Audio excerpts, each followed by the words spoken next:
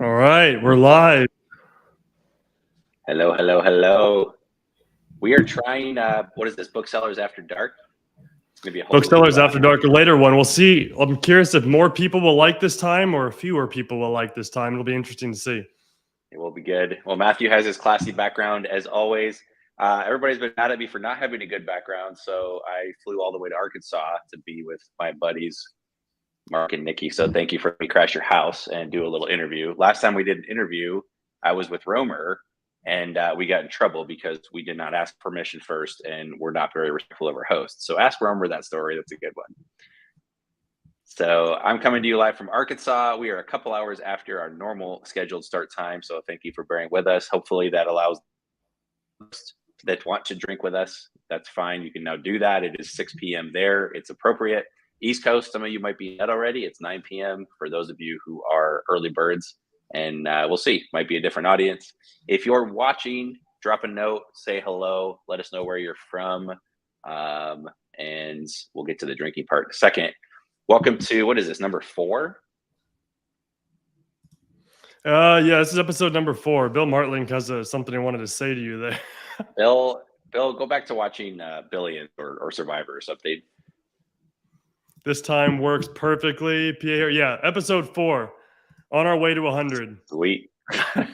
Well, most podcasts fail within the first couple episodes, so we'll see how we do. Oh, so we passed on episode already with 4 episodes? I think so. So we're on episode 4. Thanks for those of you who are watching. It is mostly about books. I'm reading a book on golf in Scotland because why not?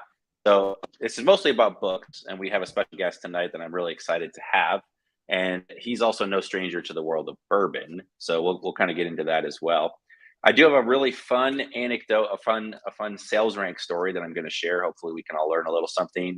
We'll see what everybody's drinking, and we're going to get right to our special guest. So without further ado, let's bring him in, whisk the curtain away, and say hello to Michael Kreider. And actually, we normally would have been in 3 different time zones. I'm in Central, technically, tonight. Matthew's still on the left coast. And Michael, you want to let the viewers know where you are? We are in San Diego, California. So way off actually, I'm only about 2 miles off the water, which is great. I don't normally live here, so it's great. So you have beautiful views, and we're staring at generic gray walls. There we go. Perfect. Cool. That's the life of an Airbnb. It happens. It is the life of an Airbnb. Well, Michael and I were hanging out kind of right before COVID took off. So I don't know which one of us is to blame, but he got to come hang out with us in Arizona. He's come to a number of the Turn the Page events, and he's pretty active in the book selling community. Are you even on Instagram? I think you're just a Facebook guy. Nah, I tried. I have it like I have my Twitter account where it's like just to see the news and what's happening in that space. But really, I just use Facebook. And then, I text you in the middle of the night, that kind of stuff. Does happen. That is one downside of having friends on the West Coast because, it's 7 p.m. there and it's 10 p.m. for me. I am a bit of a night owl, so it's fine. And we have enough of a relationship that I don't feel bad ignoring you either if I, don't decide to have a conversation late at night. So Michael is fairly intelligent, actually incredibly intelligent. He thinks through things very differently, which I hope you will see through this interview. What shirt are you rocking there? I saw you got a little old swag going on. You gave me this when we were in Phoenix, I think. Might have been just before then, but right at the peak of difficult times with that particular sector of the nation. Yep. Oh, thank you. There we go. Yeah. Knock on wood, it hasn't been Matthew the problem it was, 2years ago, it feels like now. It comes and goes in waves. I think there's somebody in the group that's actually facing a little bit of an issue right now. Yeah, but I saw that. Yeah. So it tends to come and go. For those that aren't familiar, there's some content. You can check out the Facebook group for that as well. There are counterfeit books because when books go up to $200 and $300 and $400 a pop, of course, people are going to try and figure out how to take advantage of that. And so enter counterfeit books. And that's one of the downsides of free market. But we'll talk about that another time.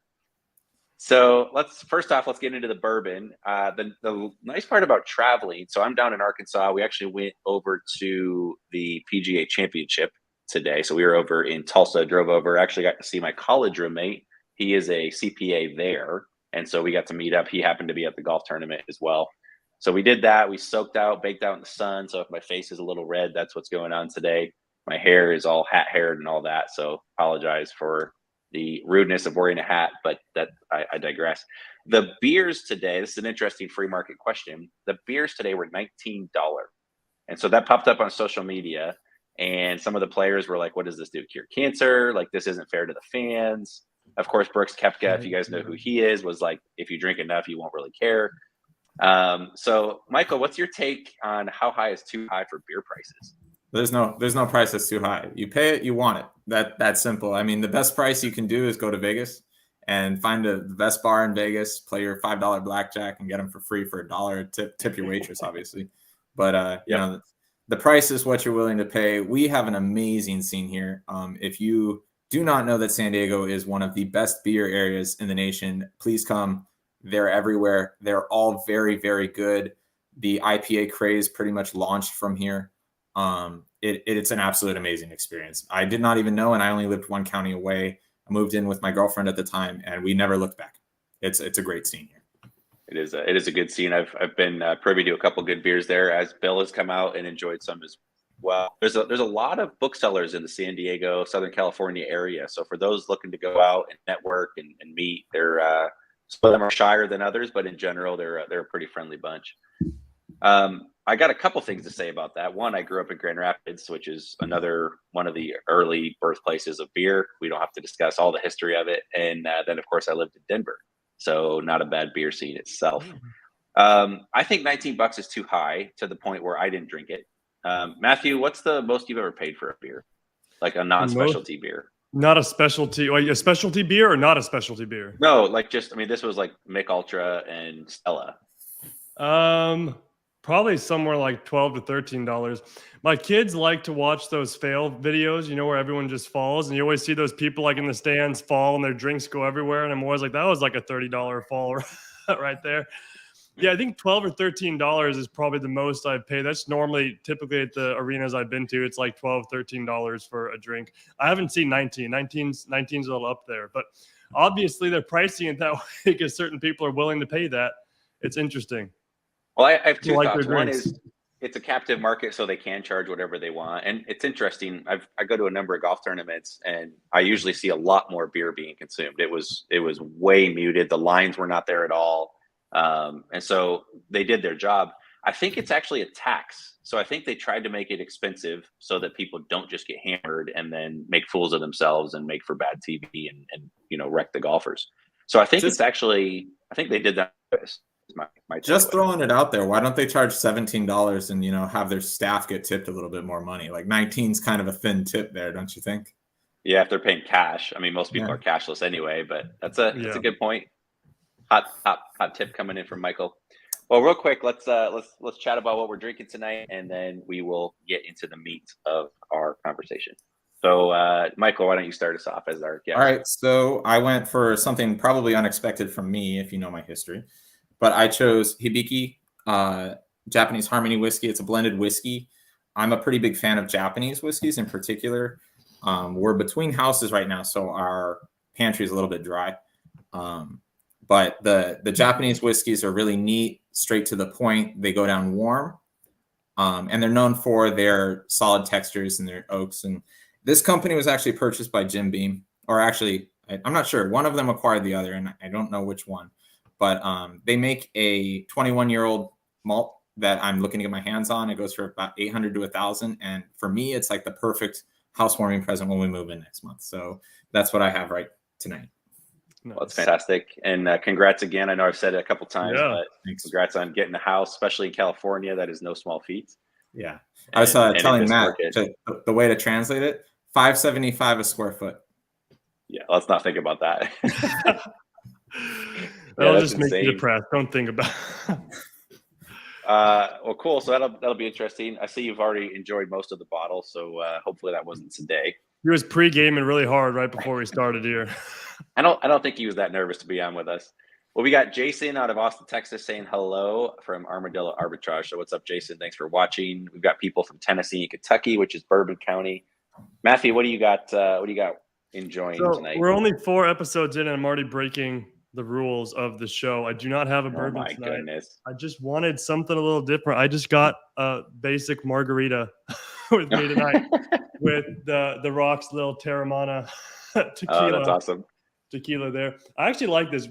Some people like this. Some people think it's just hyped up because he's a celebrity, but I actually like that tequila. So I've got a margarita right now, but I might switch halfway through and go grab a bourbon. But for some reason, margarita just seemed like I hit the spot tonight. Hey, you do you. I love watching The Rock on social media because he'll be like, yeah, I'm out there hustling and grinding and trying to sell his tequila brand.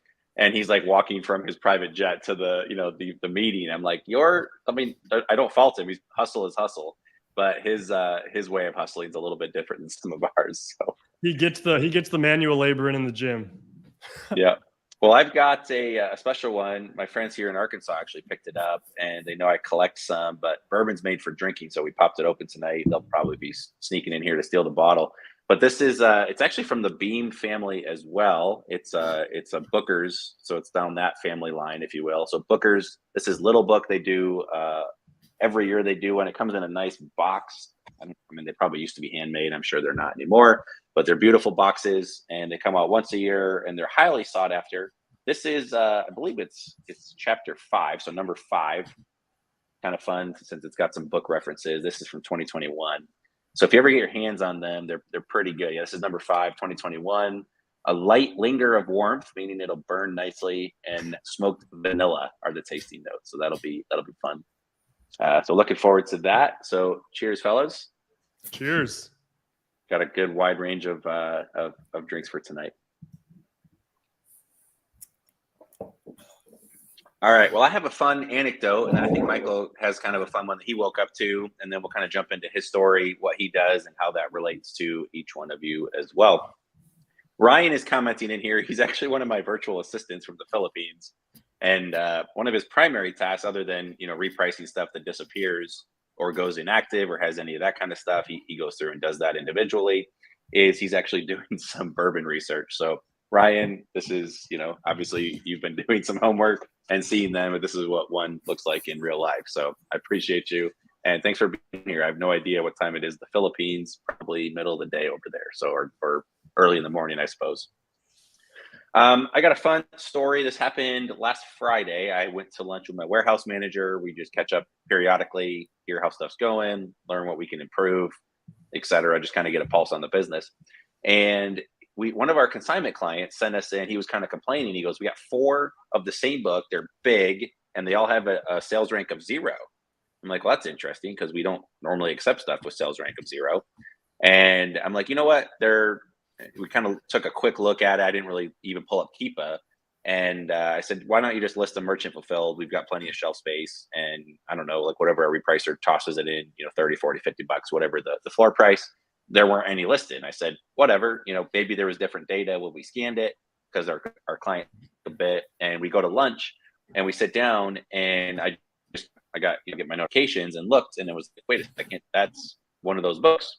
And so I pull it up and show him. And while we're sitting there, 3 books sold within like the first 15 minutes of that book that had a sales rank of 0. Which my understanding of a 0 sales rank, and I was wrong. I probably said it on the channel. I thought a sales rank of 0 means it had never, ever sold. What it means is Amazon just zeroed it back out. And I have a couple theories, and I'm sure Bill does too, about a dollar. But this book sold 3 times for, I think, $40. 30 to 40 bucks. And I said, just for fun, I have 1 left. I said, let's just jack the price. We jacked for $60 and it sold by the end of lunch. So we sold 4 copies of a book that didn't have any offers, but the sales rank was 0.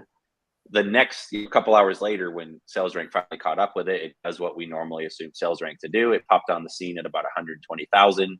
About a day and a half later, it was 400 and some thousand. And about 5 days later, it was almost 1 million again. So I went back and looked at the Keepa, I looked at our chart IQ, the story kind of matched. This book hadn't sold since like 2020. So about 2 years, like early 2020.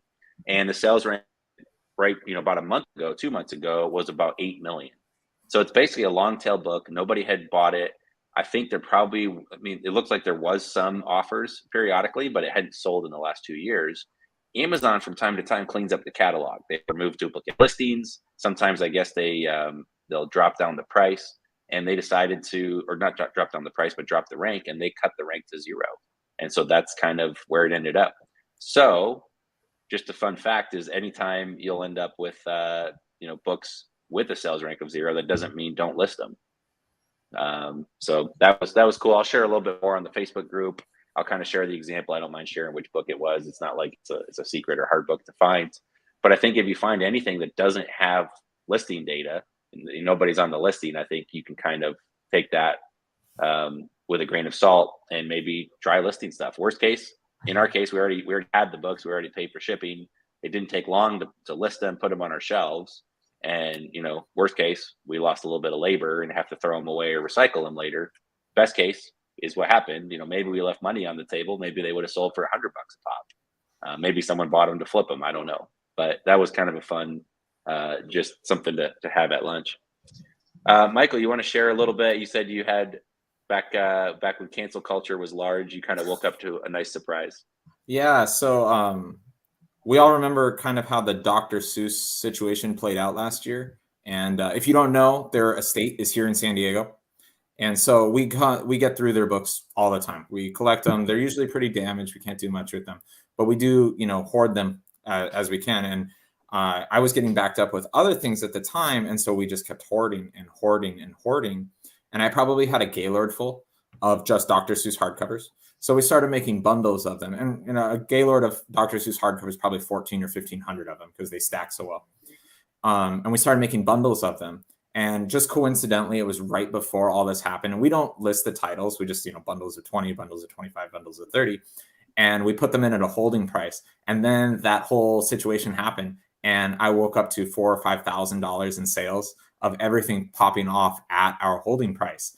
And it was one of those things where I saw that before I saw the news as to why. And I mean, you see something like that, and it's such a white swan event that you're like, okay, what's the deal here? Can I recreate it? And of course not, because it just takes too long. And we had just gone through all, but it ended up working out so well for us because I estimated the value of that Gaylord. I'm like, if I get 75 cents a book, that's probably pretty good for the bundles profit at the end. And then I ended up getting almost $3 or $4 a book. And so it was just and for a large supply, it was such a white swan event. It was just a crazy thing to wake up in the morning to, because I guess the news came out at like 3 a.m. my time or something crazy. So it was really waking up to just a massive amount of sales of the same stuff over and over again. It was crazy. That is crazy. Can you explain? So you're talking about obviously referring to the Black Swan events. Can you kind of go in and explain what that means to someone that's not familiar? I've heard of Black Swan. I'm not really familiar with White Swan. So it's all really just a perspective situation. I mean, you have a Black Swan event, like let's say the pandemic as a whole, and it just absolutely comes out of nowhere. It's rather unpredictable, and it causes such impact that there's a wake of its aftermath, right? So you have a White Swan event, and a smaller one came back later with, I think it was like, what are those little cavemen? God, the little paperbacks. It was like Captain Underpants or something like that. 1 or 2 of the books, went the same way. And suddenly this little paperback went up to $40 or $50 because the threat of it being unavailable in the near future. And I mean, it's a Black Swan event to somebody, but it's a White Swan event to somebody else. You know what I mean? Like we're on the selling side, we're on the supply side of that situation. So suddenly we're able to, I don't want to use the term price gouging because that's such a dicey term, but the price of the good due to market forces goes way up way quickly, and our cost to supply that did not change. So I don't mean to shrug, but it's something that we didn't predict. I mean, it's a White Swan event. Our profit margins were absolutely massive due to no predictability of the event. I don't know how else to explain it. I think you might be cutting out there, Caleb. Yeah, I think so too. I may, yeah, Michael, you cut out on my end. I'm sure it's me. I don't think they have good insight, so we'll see how well this does. We're good. We can hear you right now. So perfect. Well, we'll go with that. Well, let's kind of switch. Let's jump in here, Michael's story. So, Michael, you've been selling books for how long now? I think 2016, 2015, somewhere right in that frame. But things didn't really take off for me for about another 18 months or so. Okay. I started, I guess I'll just dive right into my own history. If you go back far enough, I used to do storage lockers, like what you see on Storage Wars. That was what I did. I've always enjoyed the hustle of it. If you go back and look at the first 2 seasons, because it's filmed largely in Los Angeles and Orange counties, I'm in the background of a lot of the auction scenes, just hiding in the background. And I learned how to do resale and what it took to resale. And I was very stubborn to sell on Amazon because of the hurdles at that time, which I thought were a lot. Joke's on me, look at today. But I sold a lot of stuff on eBay because it's like the Wild West there. You know, you make a listing, you submit your own photos, you flip, right? And so I enjoyed that aspect of it all. And then it kind of fell off its side because the prices for those situations went sky high with the TV show. There was a lot of looky-loos. And one of the hardest things, and I'm sure you guys agree, the hardest people to compete against are the ones who don't know how to make money in our industry, because they don't make money. And how do you beat that? You know what I mean? So time passes, and then I have gone to thrift stores before, and I remember what people treated books like from the storage auction scene, which is they're a nuisance, they're in the way, they're heavy, and they're bulky. And people just, it's trash. And nobody was paying for them. You could see a storage locker absolutely filled to the brim with books. And the perspective of that scene is that $5. And we're talking about hundreds and hundreds of bankers' boxes. Nobody wanted to touch it. It's ironic because now you see that, and thanks to you guys in particular, that does not sell for $5 anymore. I'll let you know. People have come keen to what those values really are. But at the time, it was always viewed as a nuisance. So time passes, and I learned that having a niche was much more scalable than selling just anything you came across. And the learning was fun, but the work wasn't. Having to make a listing for anything from automotive equipment to men's t-shirts, it was just too much. Everything, too much to learn. Even if you want to be the biggest sponge and absorb everything, is too much. So let's pause there real quick. So you were doing storage units. Go through what's one of the most profitable things that you kind of stumbled across, and then what's one of the weirdest things you stumbled across? So probably the same unit, actually. Really? One of the first ones, the most profitable unit we had was we actually ended up. There's a lot of antique malls in Southern California, and a lady had passed away because we actually had paperwork that showed it in the locker, and she had her entire antique mall in there, and that include 14 karat rings, just precious metals up the wazoo. And we paid $350, and everything was organized in bankers' boxes, so it should have screamed value. $350 at the time is probably, $800 now, but still not worth, we probably pulled out $15,000, $17,000 out of just fine jewelry, literally just sending it to smelters and appraisers and stuff like that. It was fairly easy work too. But some of the funner stuff is like vintage musical equipment is just really cool.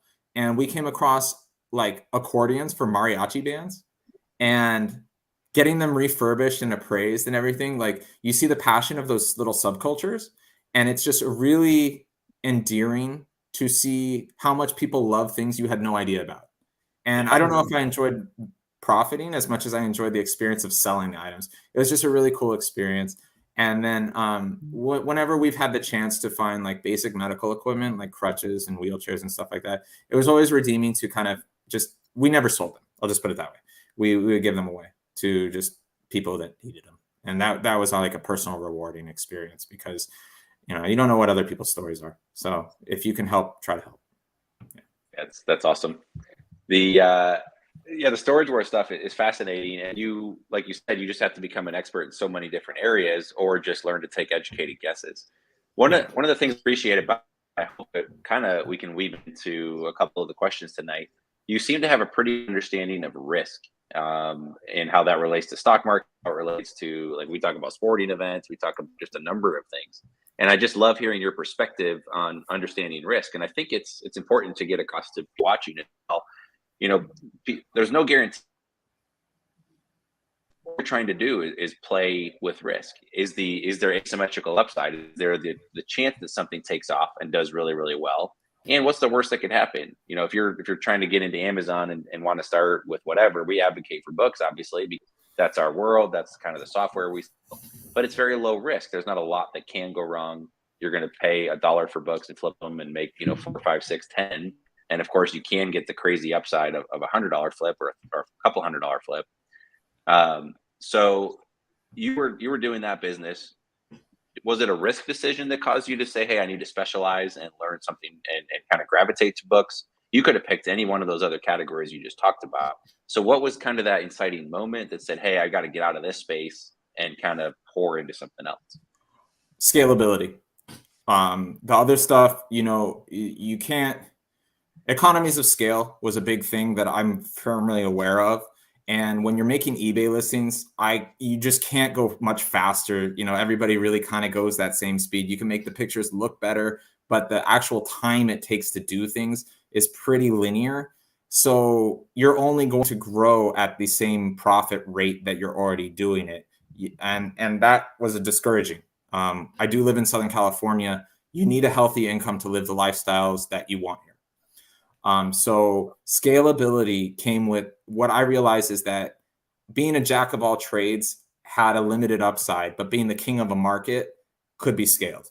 And not to actually be the king. I mean, I was joking with a friend today. I know 5 companies in San Diego County that are bigger than me in book selling.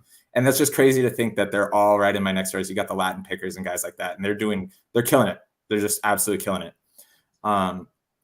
But scalability. And, I try to live my life with goals that aren't necessarily business in mind. And I want to provide for my family. And I know what that was going to take. And I knew that doing that industry of the jack of all trades just would not achieve my life goals. And I'm a big software nut too. I know we've bickered about a lot of things, frankly. And the scalability with software, the idea of a database mode, and the idea that we could make a full workflow exist in 20 seconds is just absolutely mind-boggling. And the scalability of doing so is massive. You don't need to make much when you can do all the touching for a transaction is 20 seconds. How much do you need to make? You know what I mean? Exactly. So that was what got me, was the scalability and understanding that while I personally would have never guessed that book selling had the upside that it does, and I've seen and I've experienced, the marketplace is so vast, so wide, and frankly, so profitable that we can all exist in it without, we don't have insiders stealing business secrets and stuff like that. We don't have to have that because there is enough, even for the hungriest of us. It's mind-boggling, frankly. Well, yeah, you said a lot in there that kind of stands out, but in terms of, the market is very large. People always say, when I tell them what I do, I used to say I flip books, and now I just say I'm in e-commerce because that's more granular, it's more nebulous, and people just kind of go away from it. But when I used to say I sell books, they go, huh? People still read? Like that market has to be dying. Surely that's not like your day job, like your full-time thing. Yeah. And it's fascinating to see that. So you made the decision, and we'll kind of get to that risk element and talk through a little more of your specific business. You're well thought out, but you're also a pretty humble guy. And you did give me the green light to share a little bit, but Michael's sales are right around 7 figures. And he's saying there's five other businesses or 4 other businesses that are bigger than you that you know of. I know of 5. And if I were to guess, I'd probably say there's 8. I'm pretty in tune with things, but I think there's a couple OA guys out here. And you just never know what their numbers are, because if they're killing it at OA, there's that niche, and it can be incredibly profitable for the smartest minds. And I don't know that I'm that smart, and I'm a pretty smart guy. So I think there's a couple. I've met them way back when I was starting. I hope he's still in business. So there's probably a couple. Yep. So there's at least 5 businesses that are probably north of 7 figures just in the San Diego area, just in the book space, books/media. How many businesses have you seen come and go if you've been doing this for, 5-6 years at this point? A lot.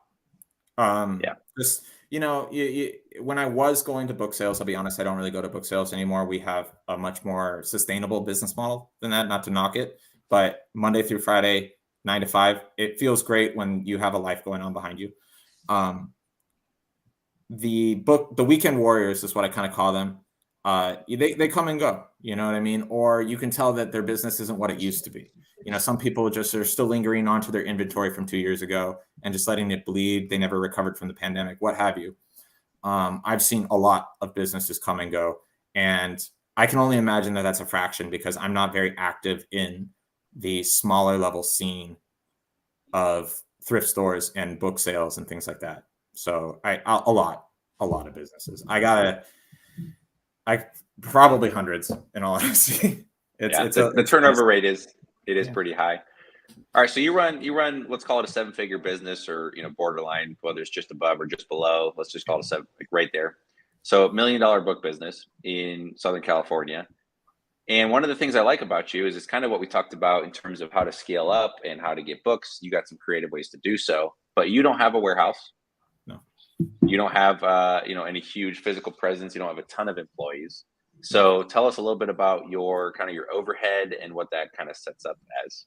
So we have a 600 square foot storage locker. That's what we have. And the rate for that is disgusting. It's about $900 a month just for that storage locker. And but when we need to, we can bring in bookloads there. The only reason it's as big as it is because if I want to buy a truckload, I need a space for a truckload. We turn everything over very, very quickly. In fact, I'm always ashamed when we're behind by more than 3 days from intake to outbound. I don't have many employees. My overhead is exceedingly low, and I like to keep it that way. I wrote in the group earlier this week that I'm kind of auditing our entire workflow and software packages. And I know what software is kind of out there. And I was kind of saying, it's like my software overhead is like $300, which for the scale of our business is exceedingly low. And so some of these other packages that are noticed, in the thousands of dollars a month, I just don't see it. I don't see how they're going to add to our value at that price. But keeping our overhead low has given us a competitive advantage in our marketplace. I like to pay attention to what my competitors are doing. I try to be really friendly with them. Actually, I'm probably far more intimate with my competitors in a friendly manner than most people would think. But knowing where they're at, knowing where I need to be is always kind of giving me a little bit of a competitive advantage. And I just try not to use that as a mallet over their heads. I don't want to be that guy. Well, we talked about this quite a bit. We talk about, strategy and corporate strategy in terms of like, one, how do we, deal with software competitors? How do we, try and grow the market? How do we make sure we're doing okay? And you've talked about it as well. You've said, how, and you, I don't know if it's when you've been drinking or thinking or on the golf course, but you come to me a lot of times and go, what if I was just going to squeeze everybody out? What would that look like? What would that do to the market? Am I a bad person for doing it? Can I actually do it? And so I know you think a lot of game theory in terms of that. But so I like a couple of takeaways. So you can run a big business. You don't have to have a lot of overhead. I think, and we'll get to it in just a second, I think Amazon is going to start making some more changes in general. I think they're going to start trying to squeeze more profits out of us as third-party sellers. We've grown big. We're more than half of all of Amazon's sales now, probably pushing up north of 60%.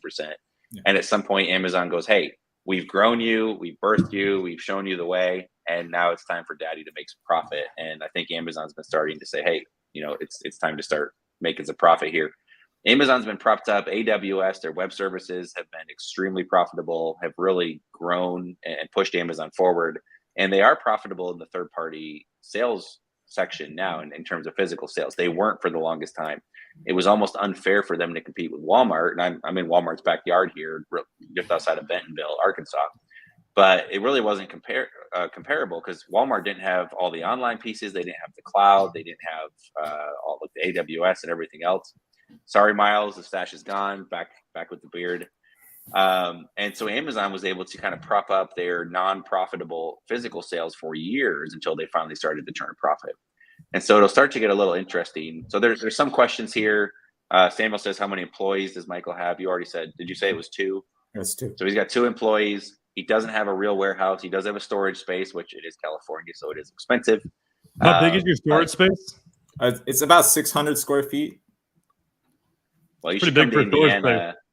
Yeah. It's like, it's meant for RVs, and it's the biggest one in the lot. And I'm incredibly friendly with the management staff. They know exactly what I'm doing. I've got an electric stacker jack in there, and, they let me use the forklift when I need to. And, it's a sweetheart deal, but I make sure that I hold up that end of the sweetheart of the deal too. Yep. Well, let's take a quick pause. I wish we could say we're going to mention our sponsors, but we don't have any. So we should probably. I got to work on that. We need to get a little ad roll in here, but we do have a giveaway. Matthew's been putting together a little bit of a text platform And so we're not going to abuse it. But Matthew, why don't you explain that a little bit, and then we'll kind of announce some giveaways as well. Yeah, so if you go to that link at the bottom of the screen you see right now, it should be linked in wherever you're watching, whether it's YouTube or Facebook. You should have a clickable link in the description of this video as well. But if you go there and sign up, you'll get text alerts as soon as we go live. So not days before, you won't be bombarded with text, just a single text when we go live with training like this. We're going to be doing some giveaways specific to people on this text list. And then for other things like when new event tickets go live and stuff like that, because we will be announcing some events in the near future. We'll be launching it live probably to that text list first to let people know they're ready for sale. So it's basically an alert list. If you get on that list right now, we're going to pull from that list to do the giveaway today. And you can, kind of go over what we're giving away today. Well, we got a couple things. Michael threw out something incredibly generous. I think he's going to stand behind it because that's kind of the guy he is. So why don't I mean, I can give away something, but it's not even going to come close to this. So let's just let you explain what that's going to be. So I am moving. I used to live in the city of Vista. I'm moving to the city of San Diego. And as I just became aware of that yesterday, we're actually already homeowners. We're just renting out the unit to the previous family for a little while. Being a resident of San Diego gives you access to Torrey Pines Golf Course. And if you don't know, if you golf, you know what Torrey Pines is. If you don't golf, it's one of the most gorgeous golf venues located in La Jolla, California, one of the nicest areas. It's the first event of the PGA Tour because the weather here is always amazing. And so what I told Caleb we should do is I will book a round for that person. And if you still want to do that, of course, I'll honor that. That is, I would love to just meet and connect with people. If we're golfing, that's just that much better. Be great. Well, I know that John, the guy that runs the marketplace program, so he's on our team. I know you're trying to get him to come out there in August. And he's already coming. Well, allegedly. And then I think you're trying to coax me in on that. So I think we just do that. I think it's you, me, John, and whoever wins this award. I think we'll just kind of make that happen. Let's make it happen. Yeah. So let's do it. So we'll do that. If you're not into golf, just politely decline when we kind of announce the winner. I'll take, if they're not into golf, we'll do a big brewery hop. It'll be real fun. Perfect. So if you're willing to come out to California, if that's a deal breaker, if you don't want to travel for whatever reason, we'll get you a swag bag. We'll move on to person number 2. So we'll figure that out as well. So, all right, let's jump back in. And again, for those that, Matthew, you want to throw that link back up? We'll throw this up a couple times here. Bill did say we should have Sell Back Your Book be the sponsor. We can probably work something out there as well. They've been very good to our users. I feel like we have to shout it if it's in all caps, but it's bit.ly/ScoutIQ-TXT. It is case sensitive too, so don't do capital Scout IQ. Yeah, so all lowercase. That's a very generous giveaway from Michael. So that'll be fun. We'll get some golf, we'll get some breweries, and you get to meet John. He doesn't show his face very often, but he's working hard behind the scenes as well. Bill says he will golf in San Diego. I think 5-somes are not allowed, but again, we'll figure it out. There's one awful golf course that allows 5-somes, and I will never go back. Yeah, that should not be allowed, but we digress. So, all right. So Michael has a 7-figure business. He's got 2 employees. He's got about a 600 square foot warehouse that he processes out of. So I'm sure everybody wants to know, where do you get your books? We get our books from wholesale sources. So bulk deals through, your big charities. I don't know what's in your areas. Things not thrift books, but things like Salvation Army. We'll buy truckloads from Goodwills. We'll bring in books from all sorts of different thrift stores areas. We have a couple chains. We are Southern California, so with this population comes a very hefty donation system. Our ecosystem is incredibly healthy because we've got, probably 30 million people located, in Los Angeles County and Southern. And while there's a lot of booksellers, that's still a lot of material that's, constantly churning through the cycle. And with the ebb and flow of marketplace prices, there's always availability if you look for it. Although making friends who know where availability is helps a lot. Because I will tell you, as soon as David said that he would mention something, I literally was on Facebook. I was like, hey, what do you know about in Southern California? It just doesn't it doesn't hurt to have friends in this industry to help you out, especially ones where you may not be their direct competitor, or not that they owe you a favor, but they respect you in the mutual, assistance. It can be large in this area. I've definitely made friends with other brokers in the past and done very, very well on some of their sources. and when they fell out of the system, kept their sources. So, you know, I'm not going to give away exact locations because my own competitors would not appreciate that, ironically. Well, sure. We don't, not asking for specific sources. Yeah. So out of 600 square feet, can you actually receive a Gaylord at a time and kind of double or triple stack that and receive it? Or what's your process for dealing with a truckload if you got one? Yeah, so we've got an electric stacker jack, and we'll borrow the storage facility's forklift, and we'll unstack them 2 at a time. You know, a truckload of 48 or 50, depending on how that truck wants to be loaded, will come, and you'll pull them off, and it takes, unfortunately, a long time. The hardest part is just moving the pallets at the back of the truck to the front of the truck. It's annoying. But with 600 square feet and double stacking, I wrote in the YouTube thing, we're a 12 by 45. And so we go left and right 2 tall, and then front to back. And that leaves me just enough space we've got a tilter that I actually purchased from David like 4 years ago or 5 years ago, and he trucked it over here. That guy just connects with everybody. Yeah, no, and that's what's great. I really, really like David. I think it's a really smart move that you guys brought him on. I'm really, really happy about that. But we have a tilter, and we just process.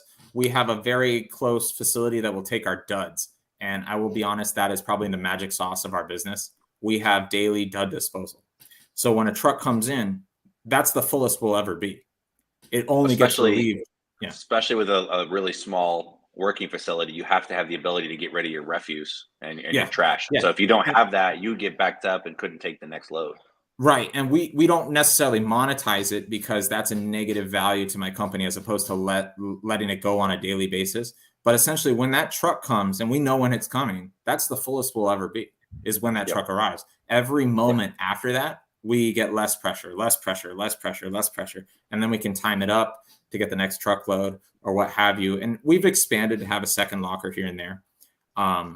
When the trucking supply is healthy or the stuff we got was all media or something nasty. But the trick for us is just the turnkey nature of it. It's what allows us to keep our costs down is really what the game is. But the daily dud disposal is probably one of our magic sauce things that I know what the value of it is. I'll just put it that way. I know what an exceedingly large value that is. Yeah. And I would say for those that are looking to get into bulk, that's kind of the biggest tip that we say up front is you have to have an outlet for your duds. Because if you don't, you will lack the ability to scale up and ramp up because you won't be able to get rid of stuff out the back door. Even in a really good scenario, what's your take rate, your keep rate? Oh, you like what? Okay, it's probably a third, give or take. Yeah, like we're monetizing about 30%. Yeah, exactly. So that means 70% of what you bring in the front door has to go back out the back door. And if you don't have an outlet for that, I take it back. It's probably higher. It's probably lower than that because that's just monetizing what's scannable. And there's a lot that doesn't even get scanned because So I would say that our monetization is probably closer to like 20%. Yeah. So that means 80% is going right back out the door, which, the cherry picking world tends to be about 5-ish% is keepers. And so 95%, but you have the luxury of leaving those on the shelves. Yeah. If you run your own operation and do bulk and bring it in the front door, you have to have that outlet. So I think that's one of the biggest tips or takeaways is if you're going to run a bulk operation, you have to have some sort of way to get rid of the duds. Otherwise, and if you can make money on it, lucky you. If you can't, that's okay. If you have to pay to get rid of it, sometimes that may be the case as well. We've seen the recycling market go negative and now back to positive again. Yeah. Things change all the time. So that's incredible. Samuel says the keep rate seems high for FBA, but so walk us through your outlets. Yeah. That's selling. Do you do merchant fulfilled? No, because we're moving, I actually shut down our merchant fulfilled altogether. And I'm just. Do you do eBay? Do you do anything else, or is it primarily FBA? No, I burnt myself out with those experiences that I told you earlier about on eBay, and I've dabbled back in here and there, especially when you get like a bunch of Easton Press or what I call pretty books, that aren't really FBA kind of material. But now, honestly, even when I get a bunch of Easton Press, I give them to my competitors, and I was like, "You owe me one." It's just easier. Ironically, that's the easiest path. That's the best monetization I have. But he's right that the 20% keep rate, it's not for FBA. That's monetization. So that's after we go through all our wholesale vendors. Like I know Bill's in the chat. So I know I threw up a picture on the group earlier in the week. We send Bill 2 or 3 pallets a week. to sell back your book. We do some other monetization in addition to that. So that 20% is just what I call like, we're not throwing it away. I might be getting, sadly, 12 cents a book for it, but we're monetizing it somehow, some way. I would say and you could do merchant fulfilled and try and make your own, 75 cents to $1, or, if someone's offering you 12 cents, it's, from your workflow, from your perspective, with 2 employees with limited overhead, you can just toss that book, take your 12 cents and move on. So that's it is a value add. And, Bill, I keep threatening to lock myself in a Gaylord and ship myself to his warehouse just so I can get a little peek in there because he won't let me in. But I have a feeling that they've got cameras and other things, so that probably won't work. Michael, you're pretty clever. Maybe we can figure out another way to kind of sneak in. I've got a horror story for Bill, actually. One of the Gaylords I sent him, I had left it on the street for a truck to pick up, and somebody threw a bunch of food trash or some sort of loose refuse into it between the time that I loaded it on the truck and the time I left it on the street. And he received it, and I felt so bad. I got to be honest with you. It was like, that's not how I like to do business. And I've already rubbed Bill the wrong way a few times in the past by specifically not labeling my pallets to him. I guess that's difficult when you run a large warehouse to not have things labeled. But most apologies, Bill. I really don't mean any of those mistakes. Bill says he's got attack dogs with Caleb's picture posted every 5 feet. So I'm not welcome there. I know some people have been given the red carpet and allowed to access the warehouse. I don't know what he's got against me, but we'll win him over eventually. Wear a White Sox jersey. Hey, you got to understand your customers for sure. That's one. Yep. So anyway, all right. So you're primarily FBA. I know you also do some of the buyback monetization vendors. Bill's giving you some nice love there as well. So we do appreciate Bill. Have you guys seen that Pals came off of using Abacus level technology? They They improved their workflow, and they have, like, you guys ever look at Declutter? It looks like a clone. I'm gonna be honest. Yeah. It looks like a clone of Declutter, which I got to be honest, they've entered the 2000s now. It's great to see that they're off of the that model that they had, because my inputs to them alone would shut them down for 30 minutes at a time. I felt bad because I know what they are. If you've ever been to Pals, you should definitely go. It's one of the coolest bookstores in the world. But their buyback process was abysmal. But they've really their site is updated. That's impressive. Yeah. You should really check it out. It's something that one of my competitors, because we're friends, right, is telling me about it. And I was like, okay, well, maybe I explore this again, because every time they take a lot of stuff that I can't monetize.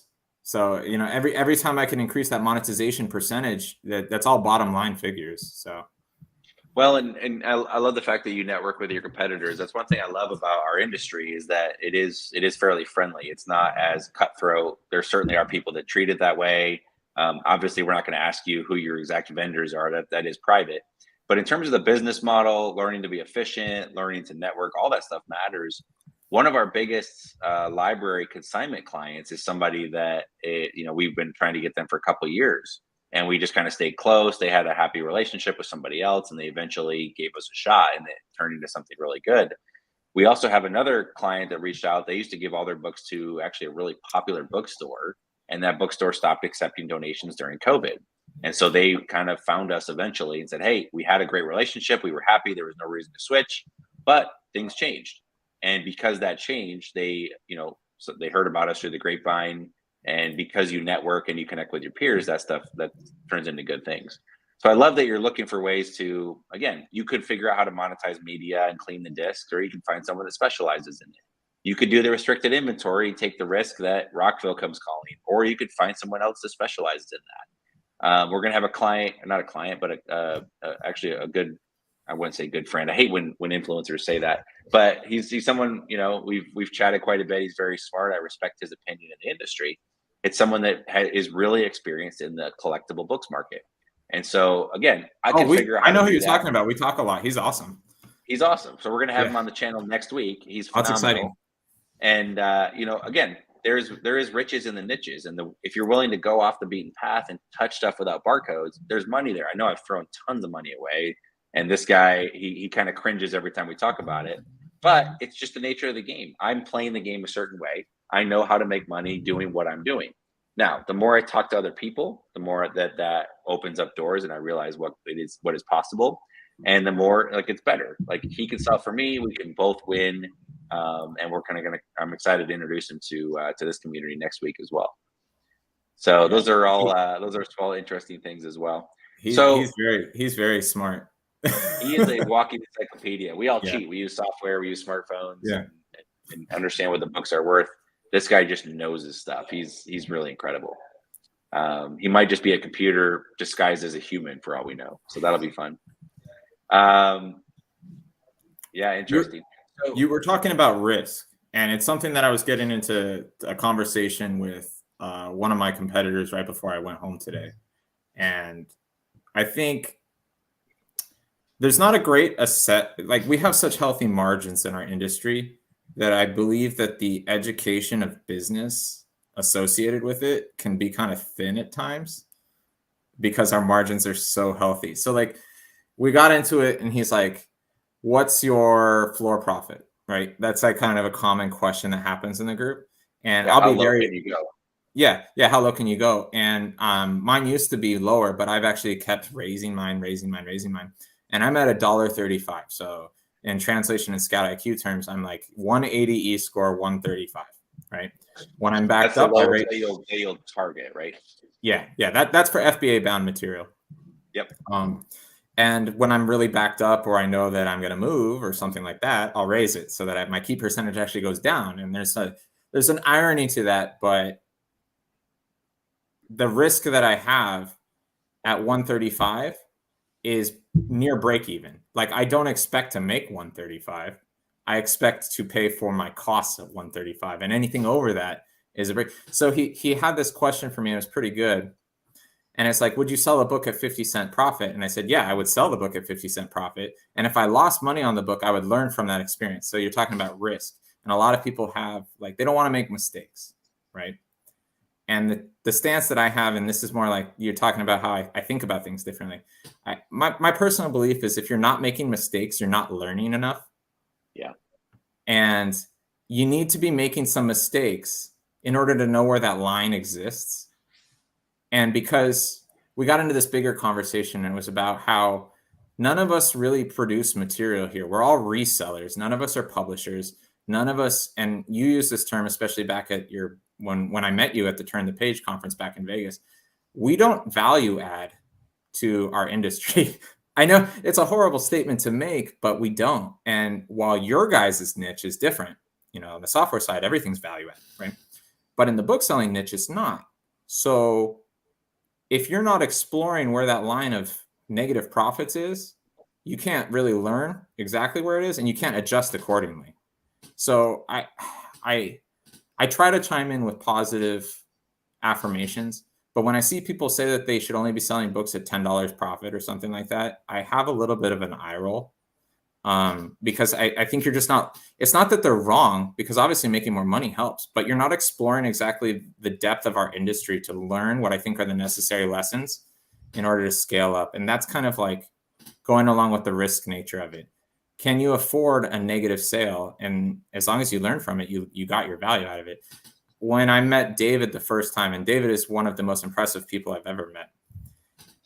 He was also at the Vegas convention, and somebody brought up, what's the profit you'll sell a book for? And he said something like -5 cents, right? And to somebody like, to probably most of the crowd, that was like a cringe moment. Like, why would you do that? I understood it really quick, because if you're not selling a book at -5 cents, you're also not selling a book at 10 cents, and you're not selling a book at 25 cents, and you're not selling a book at 50 cents, and you're not selling a book at $1, and you're never exploring exactly where that limit tends to exist. So I take a lot of risks. In my personal life, I've taken a lot of risks, and generally I'm right more than I'm wrong. I know I've made the joke to you, Caleb, that if you had a 51% chance of flipping a coin, how much money would you put on it? Yeah. And if the answer is not all of it, you have the wrong answer. Yeah. And it's a dicey situation for our industry, but the margins are so healthy. I kind of wish that people understood the business acumen a little bit more. That's all. Well, the biggest thing is to treat it as a portfolio. And again, it doesn't matter that we're 7-figure sellers, right? That's Right. cool. It's something fun to brag about, but it doesn't matter what you sell. It matters what you take home at the end of the day. And so profits are what matters. And some people, I've talked to people, this is probably the biggest question that we field is what is the floor profit we should have? And again, it's like cutting a deck of cards. You got a deck of cards. This is the profit. If you just want to sell books that sell for $10 and up, you're going to take just a very, very small chunk of the deck. And those books are out there. You can build a business on it. There's very little that can go wrong. You're going to be fine, but you're going to go out every day and you're only going to have a 1% accept rate. So you're going to have to work your butt off and put yourself in situations to get lucky. The harder I work, the luckier I get. Or you could say, hey, I'm going to cut this deck down a little bit lower and I'm going to be fine with making, $1 profit or 50-cent profit. And the further down you cut that, if you're willing to lose 5 cents, David had a very specific reason why he said it. If you're willing to lose a little bit of money, you can have like a 70% accept rate. Well, that's not really the goal. The goal is to make money. But understanding what you're after and understanding that it's a portfolio is really important. So, and I've analyzed big sellers' inventory. We've looked at some sellers. I remember one, I'm going to butcher the numbers, but we looked at their numbers and about 60% of their books, they were willing to flip books and send them into FBA if they could make 25 cents profit. That was kind of their floor margin. Well, what happens is you send them in, you automatically pull in the costs of shipping those books. You incur the labor costs to list those books. And then some books will go up in value. Some books will sell where you list them. Some books will go down in value and some books will not sell. So understanding all that range, this seller was sending in stuff with e-scores of like 10 that would make 25-cent profit, saying, well, we'll just make it up in volume. And that's one of the biggest jokes out there in business is, well, it's fine. We're losing money, but we'll make it up in volume. And that just doesn't really happen. Now, if you're learning along the way and making educated mistakes and actually analyzing your business and measuring and managing that, great. If you're just sending it in and hoping, you might as well just go buy a lottery ticket. Right. And so we looked at like forget this exact seller. I mean, I know who it is. I can't say on air here, but we looked at their business and like 60% of their units were generating like 3% of their profits. So I said, time out, hold the phone. You guys can literally work half as much. You can cut out 60% of your effort and you won't even feel it. You'll still make 97% of the profit that you were making before without sending in all this junk. Right. And further, you could send it to a wholesale company or make a little bit of money recycling. And before you know it, you're probably making more money than you were before. Yeah. So it is important to slice the deck at a part that makes sense. But if you're not pushing the envelope, to your point, and not understanding what actually is probably too far and then kind of dialing it back, then maybe you're missing out. And I think those are all pretty important. I like it in relation to long tail books in particular, because I know that I'm just going with the Scout IQ basic triggers. It's like $50 for an e-score of 1 or something like that. And how many times do you have to be right to pay for it? That's the kind of translation that I like to use, like the gambling terminology. Like, how many times do I need to hit 17 on a roulette wheel for it to be a profitable endeavor? And obviously gambling is going to lose money in the long run, but the analogy kind of works where it's like, if I'm getting $50 on the sale price, I'm pocketing what, 30, 35? And how many times do I have to be right? If I source that book for 10 cents, 15 cents, even $1, how often do I need to be right? And the thing is, it's not an abstract. If your price is under 10 cents in that example, you could be right 1 out of 500 times to break even. And that's the thing, is it's not an abstract concept. There's a real number that exists there. And when we talk about this, it's largely viewed as this abstract, but it's like, no, you need to be right 7 to 10% of the time, or even lower. It's a very low percentage to be profitable. And then for a business, I have overhead and cost of labor, factor that in, and suddenly that cost of listing a $1 book, it's not $1 anymore. But if I'm listing a bunch of e-score 1 books, which a lot of people won't touch, right? And if they vet out as being real, $50 books as opposed to, one-offs or something, how often do I need to be right? I guess, and then go to e-score 2, 3, 4, 5, 6, 7, 8, 9, 10, 12. How often do you need to be right in order to be hitting the profit target that you want?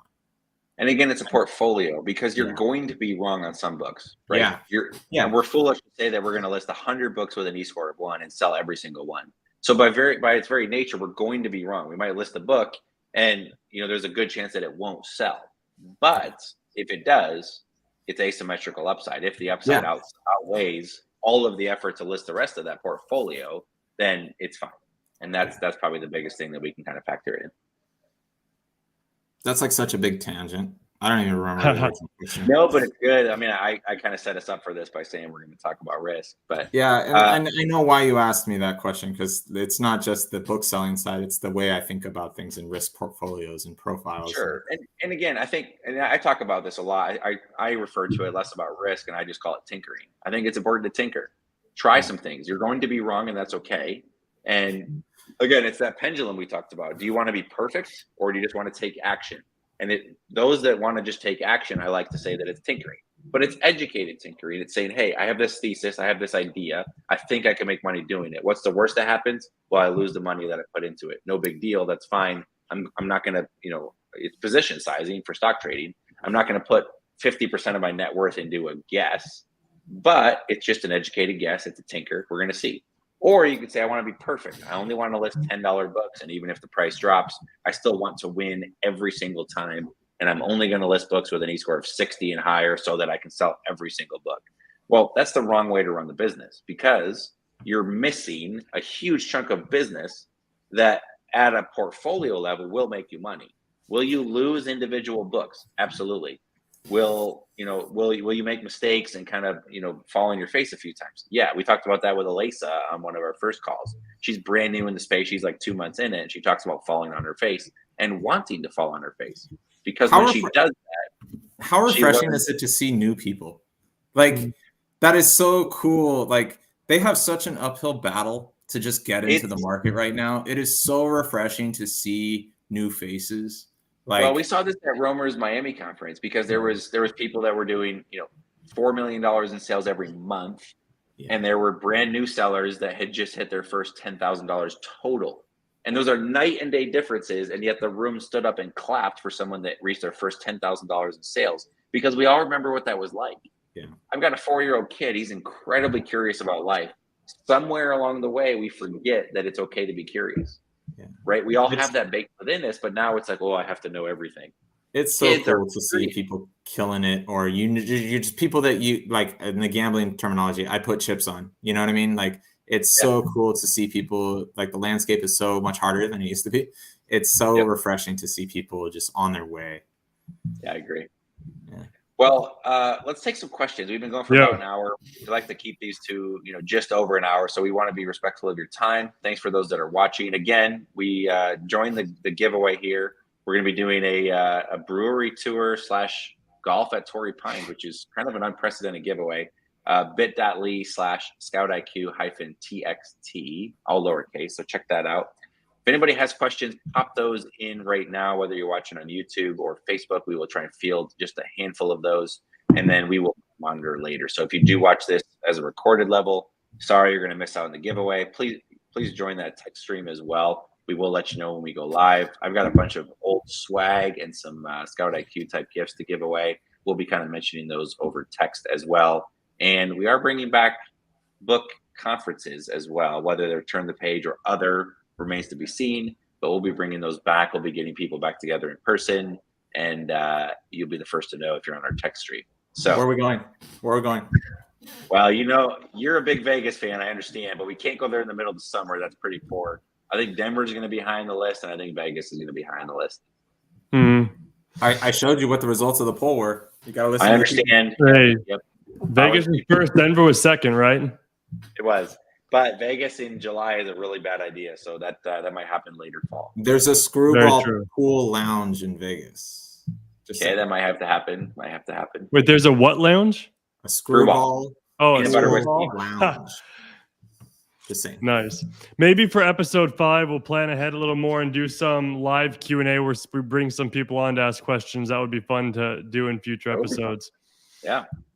But we'll be looking in the chat. So if you guys have had questions throughout this, drop them in the chat. I know there's some sitting here waiting we can kind of tackle. But if you have questions before we sign off here, please drop them in the chat right now. Whether Facebook or YouTube, we'll see it. Then we can start grabbing some of these. If you guys see any that are interesting that you want to answer, I'll click on them and bring them on the page. We'll take a couple of those, 'cause and then we'll do the giveaway. Brandon just wrote a question on the YouTube channel, and he's one of my local competitors that I get along with very, very well. He's pretty new to this space. If you can find it, his question was, "What's your most recent challenge you've faced, and how did you overcome it?" And I can have a sarcastic answer, which was, I had a partial pallet that I needed to move today of FBA bound material, and do not have a lopsided pallet, or your boxes will fall off the side of it. And I did that personally. I had to pick up damaged boxes. That wasn't fun. For Brandon, and he's probably more in tune with this, how to deal with your local competitors on a personal level. And one of the more fascinating things that I learned from Caleb is this concept of work-life balance, of not just being a successful business person, but also being the person that you want to see in the mirror as you do so in a competitive marketplace like our own. And it's almost like speaking to Brandon at this point, but I do mean this wholeheartedly. You do want to be successful in business and life, and they are different things. So I know Caleb used to say this, but what is enough money? And we here in San Diego, that's a complex question, because it's higher than most of the rest of the country. But what is enough for you to have the life that you want? Because at a certain point, I could be more competitive. I could squeeze out more. I think we have a very efficient workflow. But in Brandon's case, I know he's got little girls. Like, I don't want to be that guy. You know what I mean? So like, getting along with everybody makes me the person that I want to be when I come home at night. So you're just balancing the work-life balance is probably a constant difficulty of mine, because I think I have the tools to be bigger, and we don't. And I pay my employees well. They're happy. It's not like that. It's a personal thing. I think balance is overrated. I think it's important to understand, but I think there's periods of life when the pendulum is very work focused, and I think there's times when it's very self or family or whatever else your priorities are. And I think the idea that we live in stasis right in the middle is a misnomer. We can only do one thing at a time. So I think it's this natural, like a wave. It's going back and forth. And maybe that's a little foo-foo, I don't know, but I think that's important. There's times, there's a season when you just push and hustle and work hard. There's times when you pull back and you focus on other things, and the more that you can oscillate between those in a healthy manner, I think that's what balance is. But I think balance is really just a change of focus over and over and over again. Yeah. So well, cool. Brandon has some kind words there. What other comments do we have? Otherwise, we'll jump to this one right here from Facebook user. How do you decide what to dump from your inventory? I am so data dependent. I am what used to be called a scan junkie. In order to be scalable, and this is more like a business lesson, in order to be scalable, you need to be repeatable. And that's not just a repeatable for yourself, it's a repeatable for your staff. Okay. So you need to, if you want to scale up at gross scale, you need to set up a standard for yourself, whether it be your triggers or some sort of standard, and just keep doing that over and over as fast as you can. And if there's a mistake in your standard, you fix your standards, but you keep repeating the standard. I watch a lot of people make case-by-case analysis. Case-by-case analysis is not scalable. It's a harsh truth, but it's not, especially if you want to outsource your labor or efforts or whatnot. You need to set a standard of profit in our situation per book. It should be negatively inverse to E-score. So the higher the E-score, the lower the profit. The lower the E-score, the higher the profit. And Caleb's has his default triggers. They work for a lot of people. Mine have changed because we're a developed company, and I would share mine. I actually have no problem with that. But you need to set a standard that's repeatable and scalable, because the best thing you can do is do it quick. Like when I was talking about risk earlier, we don't have a lot of value add. The thing we can control is our business workflow, and being quick is the key in a lot of situations. That's good. Avery's got a good quote here about balance. If you guys want to. I like beer. Like I'm good with any amount of beer over any period of time. I will say this. Perfect, like that, yeah. We send our media to Avery, and I will be very blunt and honest. I underestimated that man.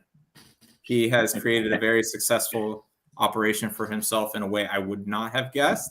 And I've been very humbled and respect what he's created. It's very impressive. And we use him.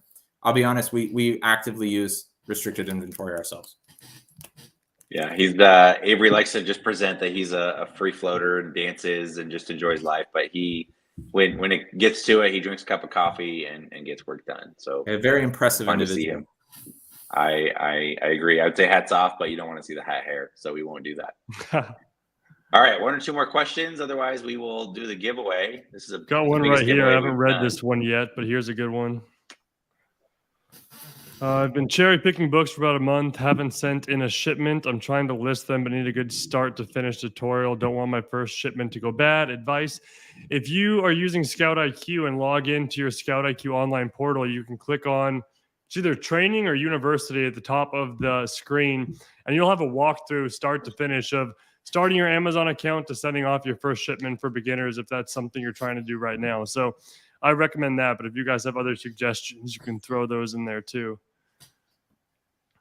Again, I would bias toward action. The worst that can happen is you screw up. Amazon's not going to kill your account over one mistake. But do your homework, do a little bit of research. We do have all the training kind of step by step to make sure it works. But you're going to make mistakes. As Alisa said, you're going to fall on your face, and that's okay. And you're going to lose a little bit of money here and there, but that's kind of the cost of education that will allow you to then scale up and make better decisions. Mm. Someone says we should have the other Dave on here. FBA Dave. Who else would you guys like to see? I know John Muscarello is. That's a good one to post down there. I vote for Vishal. I texted you this personally. I think what Vishal is doing up in Canada is amazing. He is pretty fantastic. We chat a little bit. He's an impressive individual. Yeah. So he'd be a good one as well. Well, Matthew, let's if you guys have a question or two, we will take 1 or 2 more. But why don't we do the giveaway? This is going to be for a Southern California, San Diego visit, brewery tour, and a little bit of golf. So we will schedule this out probably in August, but we'll schedule something out. I don't know how you're gonna work the wheel of magic and chance. So let me grab the number. So this is for people that are maybe tuning in later. This is coming from this list down here. So if you go to that link at the bottom of the page, people that have signed up there, this is where it's coming from. I'm just gonna grab the total number of people on the list, do our random number generator, and the tricky part is that mostly we have. Let me see here. Let me see if I can do a name because I don't want to give someone's email address over. Yeah, we don't want to do that. We can mention. Okay, I've got a name. I've got names for everyone on this list. I put that in the sign up, thankfully. So we've got a name we can mention, and we won't mention your email over the live stream. Let me do a random number generator real quick, and we'll see who won. Well, and About Stuff says it's the best show so far, so thank you. And Michael, we do appreciate you coming on. It was a little bit short notice. I know you wanted to get on the show, but we do appreciate having you. Having just an hour is not really enough to really dig into everything, but we appreciate your willingness to jump in and share. And you are pretty accessible. Get into the stock market. No, we didn't. Well, stonk market as well. But Mike is pretty available, and he does put a lot of content on the Facebook group as well. You'll see him. He does say a few things tongue in cheek. Sarcasm is a love language of mine. Yeah, I got to watch out for that. If you don't understand that, it's okay. Don't take him too seriously there. But he's pretty interesting as well. Mike says if we win, I have a good standard. If the reply is more than one paragraph, it's serious, and if it's less than one paragraph, it's probably not. That's probably a good point. Mike Markuson says if he wins, can you have a swag bag instead? Absolutely. We will pass the golf trip and the beer tasting to somebody else. So Matthew, have you worked out? Yeah, so we got the number here, and I'm looking for the number right now. Give me one quick second. I'll pull it up here. All right, the winner is Tiffany Richardson. All right, Tiffany. Hopefully you're into golf or beer or both. And we'll send you an email at whatever email you signed up with too. And we have your number. We can give you a call and let you know you won as well. Cool. So Tiffany, congratulations. If you're into golf or not, we will be seeing you in August. Otherwise, we will get you some other swag or something accordingly and work with a different person as well. So thank you for that. Michael, any last comments? Any last tidbits you'd like to leave everybody with? It's a hustle. Like, the harder you work, the more you make. And I know I wrote in the YouTube channel, at least, if you guys have personal questions, feel free to reach out. I'm a really data analytic individual. I lean into numbers real hard, almost as hard as Caleb does. And Matthew, the content that they produce is absolutely amazing. You do not need much more than the book Upper University. It all holds up pretty darn well today. And if you need help, ask. It's a very friendly environment. You've got two of the greatest guys right here. There's a lot of sources of good information. There's a lot of sources of bad information too. But there's a lot of misinformation out there. But it's easy to tell the difference. Yep. Everybody I've met, for as competitors as we are, we all exist in the same marketplace. Some of my good friends have come out of this same situation. And I'm not saying that from a book selling perspective, just like good friends like Caleb. I look forward to meeting Matthew now that he's a little closer and stuff like that. Yeah. So ask. The way you learn is by asking questions. Learning from other people's mistakes takes a lot less time. It does. And reach out. Again, we've all been there where we're hesitant to say what we do. We want to hide our scanner and not talk to staff. The more that you reach out, the more that you talk to people, the luckier you're going to get, the more you're going to learn. So put yourself out there. It is a really good community, even though we are competitors. It is really fascinating. So do that, do the work. Michael, I appreciate you as a friend. Thanks for coming on here as well, sharing a little bit, and hopefully this opens some conversations as well. Yeah, I hope so. Thank you so much. Cool. Well, with that, we're going to sign off on episode number 4. Tune in next week. We're going to be interviewing Max from Florida. We'll be giving more information next week. We're excited to get that and share a little bit about how to monetize some old books and stuff that you're probably missing out on. So if you got any last bourbon, we'll say a final cheers and a good night. And thank you for watching. Thanks, everybody.